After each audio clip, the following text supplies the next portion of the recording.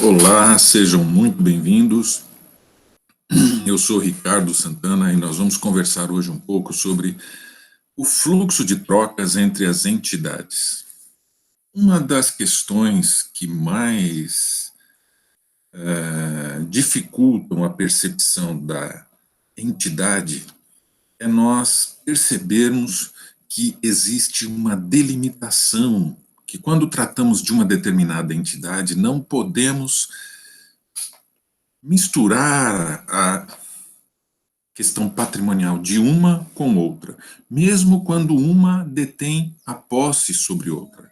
Então, mesmo quando pensamos na questão da relação entre o proprietário e suas empresas, nós devemos lembrar que, pelo princípio da entidade, nós temos que tratar cada entidade como sendo única, com os seus dados, sendo registrados, analisados e interpretados de forma única.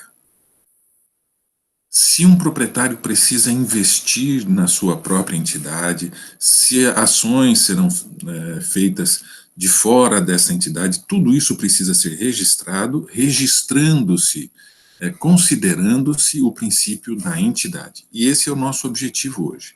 Então, a gente vai relembrar um pouco que nós estamos vindo de vídeos anteriores, onde nós tratamos da questão do ativo e do passivo, ou seja, da representação patrimonial gráfica, de tal forma que a gente faz uma distinção entre ativo e passivo.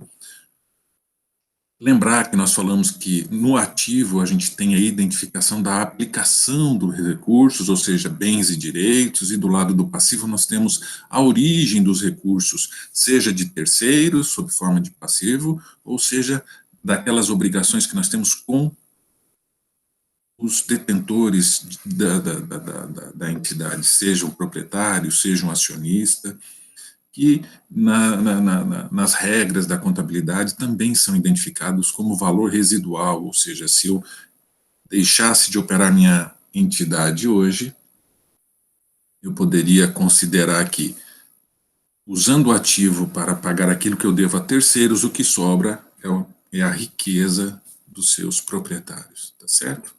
Então, pensando nisso, nessa nossa entidade, nós temos que levar em consideração que ela vai se relacionar com outras entidades. Que relações são essas? Das mais diversas possíveis, seja de investimento, seja de compra, seja de venda. Então, nós estaremos nos relacionando com outras entidades. Recursos entram na nossa entidade, recursos saem da nossa entidade, sempre mantendo esta questão do princípio da entidade, mantendo a necessidade de restringirmos. Então, as relações também acontecem entre estas outras entidades.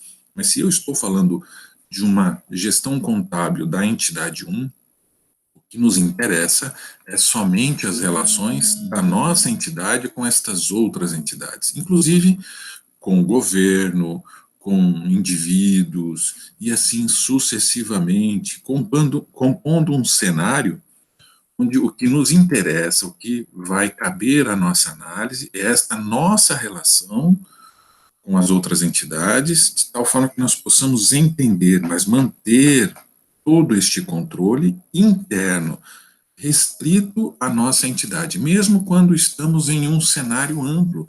Nós sempre estaremos envolvidos com relações com muitas outras entidades, trocando informações, trocando recursos. E estas entidades mais próximas, que estão no mesmo contexto que a nossa, vão compor o que a gente vai poder entender como sendo uma comunidade, o ambiente a qual a nossa entidade está inserida. Vimos isso também em vídeos anteriores, quando tratamos da questão da estrutura do capital e de suas teorias, onde são levadas em conta questões como as regras de cada comunidade, a cultura, as demandas e a situação, tudo isso próprios de cada comunidade.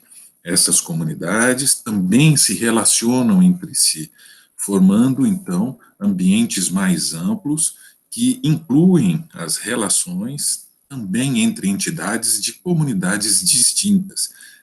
este fator cada vez mais presente, já que as relações comerciais, as transações estão cada vez mais amplas. Nós temos agora, então, fornecedores, clientes, concorrentes, em ambientes agora que já não ficam restritos só ao nosso espaço geográfico local, ok?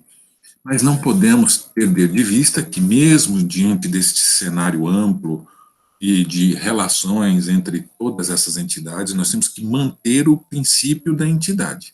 Então, nós vamos olhar no meio deste cenário todo e tentar identificar a nossa entidade, os elementos que compõem o seu patrimônio, para que a gente possa, então, pensar em como controlar esta nossa entidade.